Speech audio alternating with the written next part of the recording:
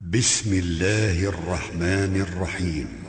والشمس وضحاها والقمر إذا تلاها والنهار إذا جلاها والليل إذا يغشاها والسماء وما بناها والأرض وما طحاها ونفس وما سواها فألهمها فجورها وتقواها قد أفلح من زكاها وقد خاب من دساها كذبت ثمود بطغواها إذ انبعث أشقاها فقال لهم رسول الله ناقة الله وسقياها